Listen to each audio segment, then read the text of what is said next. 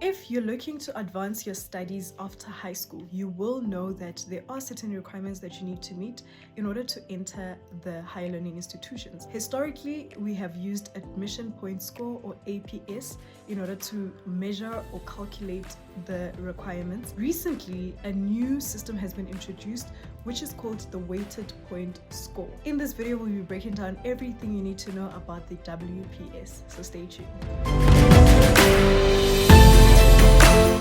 Hello everyone and welcome to I Know You Know, your one-stop knowledge sharing platform for all things careers, life after high school, as well as opportunities that are available to you. Thank you so much for tuning in. If you haven't already, please do subscribe and press the notification bell so that you can get notified when we upload our videos. As heard in the title, we will be discussing your weighted point score. So let's get right into defining what it is. So the weighted point score is a metric used to assess your eligibility of entering a higher learning institution. It takes into account your admission point score, which is APS. It also looks at your faculty point score, which is FPS.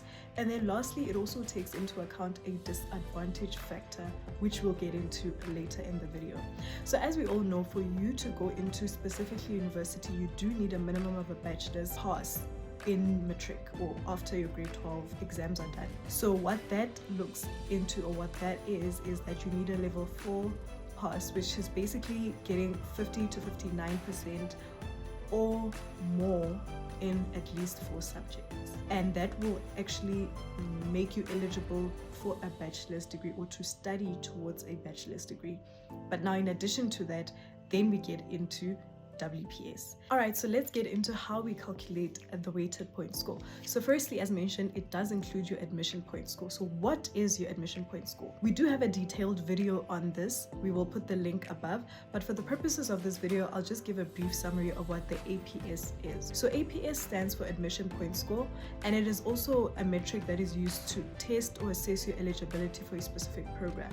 Now, to get your APS or your admission point score, you will add the levels you achieved for your top 6 subjects, excluding life orientation. For APS, it usually includes English as well as the required subjects for whatever program you want, and then the 3 remaining top subjects that you have on your report. So what this looks like is, if your program requires physics and mathematics, you will then have English, the level that you got for English, you'll add that with the level you got for mathematics, you'll add that to the level you got for physics, and then you will add the levels of the next top 3 subjects that you have on your report, excluding life orientation. This will make you arrive at a certain number, and you will see that in the requirements that they put, especially for university programs, they do put an APS that they require for specific programs. Sometimes it is a score that is like you need 36 or you need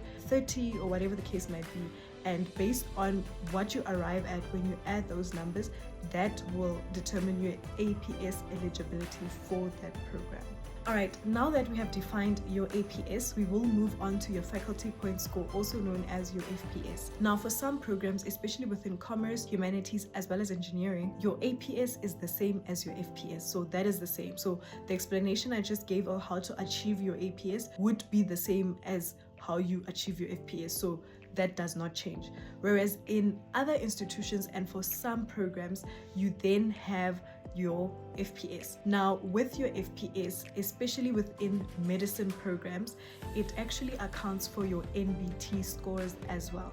So the NBT is an exam or a test that you write in matric, which assesses English as well as mathematics, and you write it nationally. So it's a national paper that you write, and you get a certain score for it, right? So if you're looking into getting into a program that requires NBTs as an entry, or sometimes some institutions also require NBTs as an entry or as part of assessing your eligibility, you will need to apply and pay to write this assessment.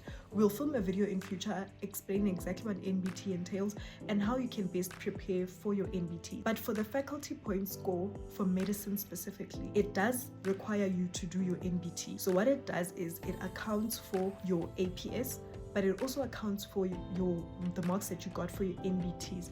And instead of actually being out of 600, similarly to the normal APS, it is actually now out of 900, because they also account for your NBTs, which is assessed out of 300. And then for science programs, your FPS, or your faculty point score, is actually out of 800. And how they arrive at the 800 is that they actually account double marks or scores for mathematics as well as physics. Yes, they account double scores for mathematics as well as physical sciences. This means that they actually make the subjects that you are going to be interacting with and that you're going to be dealing with within that course count higher than other subjects. Because if you think about it, if you are maybe getting very high marks in like accounting or economics and so forth, you can actually end up getting a very high APS or a high admission point score, right? But what they want to do, and why the faculty point score exists, is so that they actually put priority on the subjects that are going to matter for the program that you're going to go into. And that is why for science subjects, sometimes they do then calculate your FPS by doubling whatever marks you got for mathematics as well as physical sciences. That means that your admission point score will now be out of 800 instead of being out of 600. Alright, now that you know how to calculate your admission point score as well as your faculty point score, we'll now go into the disadvantage factor. Keep in mind that when it comes to APS and FPS, it's one or the other. If your program requires a specialized FPS, you will use your FPS score that is calculated either out of 900, accounting for your NBT, or out of 800, doubling the representation of mathematics or physics as previously explained. And if your program doesn't have a specific FPS, we'll just use your APS. So it will be either one of those three, not both.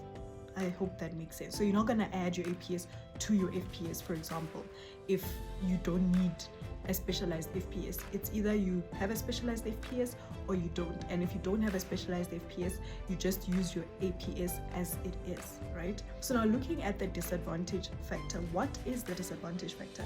So the disadvantage factor is a factor that takes into account the fact that as it stands in South Africa and due to our history, you do get a lot of people that are still disadvantaged, right?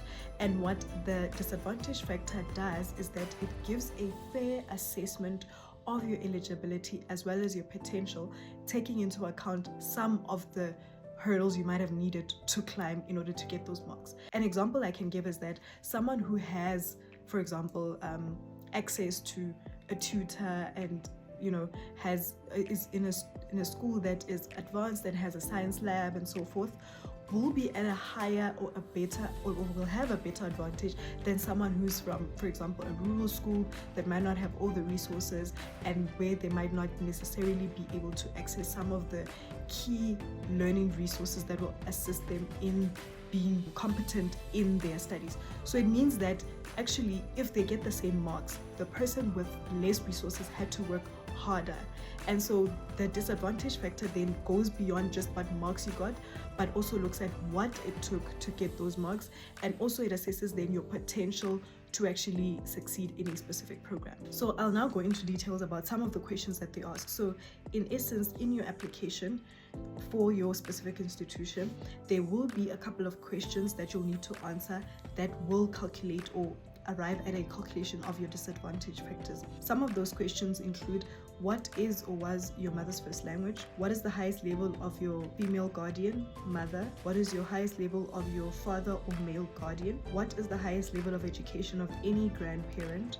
And does or did your family receive child support grant on your behalf? Does or did your family rely on social pension from the state? So these specifically apply for South African applicants. In addition to these types of questions that you'll answer on the website, you will also then be assigned a certain redress category, and these are as follows. For redress category 1, at least one parent classified as black. Category 2, at least one parent classified as colored.